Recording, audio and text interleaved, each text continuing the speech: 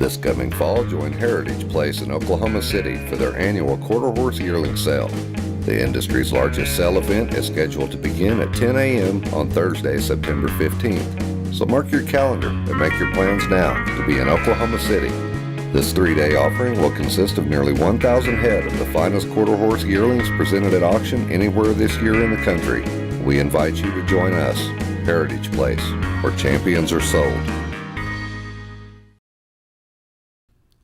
It might not be readily apparent, but this is a powerful ownership team with a Grade 1 Futurity win in 2011.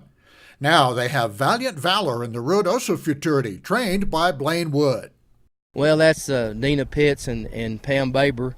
Of course, it goes to their husbands, Jim Pitts and Terry Baber. They've been in the horse business for years, and this year the girls wanted to do something, so they wound up with the probably almost two best horses in my barn. Jim had decided to slow down on the horse racing business, and Dina wasn't ready yet. And so we decided to form a partnership, and I was lucky enough to be the one to get to join with her. Right, and she kind of wanted to be called the Texas Girls or Texas Gals, and we laughingly said we were too old for that, and we come up with Texas Broads, and it stuck. And we've had fun with it. Fun and success. Their gelding Valiant War Hero set a world record in winning the West Texas Futurity. Valiant War Hero has this one secured in a hand ride.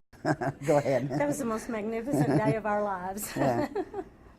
I thought that we could light the board with one of them, and it was icing on the cake when we won. The one that won has always been my favorite, and War Hero, and it was just the thrill of our lifetime, and we didn't really have an idea that we were going to do anything like this when we set out. But the thing for Pam and I mainly is to have fun between two friends, and boy, we have. We have had a wonderful time. They are hoping the good times continue to roll with Valiant Valor. He posted his trial time early, then hung on through 15 more races. He did not have a perfect race. He had a terrible race. He didn't, he got hit in the butt, kind of got turned around, and really didn't get to run the first 50 yards. Then when he got kind of shook loose and got to rolling, he really impressed me. Trey and I was really scared that he wasn't going to qualify, but it turned out that he qualified, and thank goodness he did. And he threw us a life preserver. He's the only one we qualified, but I think he can improve a lot. Wood began training for Dina and Jim Pitts after the retirement of Jack Brooks. We watched Blaine for years, Jim did, when we were still with Jack. And we watched a lot of the young trainers coming up, and when Jack retired, we quit for a year. And we just couldn't decide quite what to do. And Jim decided, let's go with Blaine, and it's been pretty lucky for us. But what about the husbands? Are they enjoying this ride as well?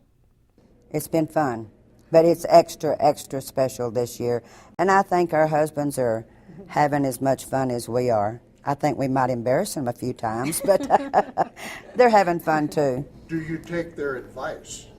On what? You might need to cut that. No.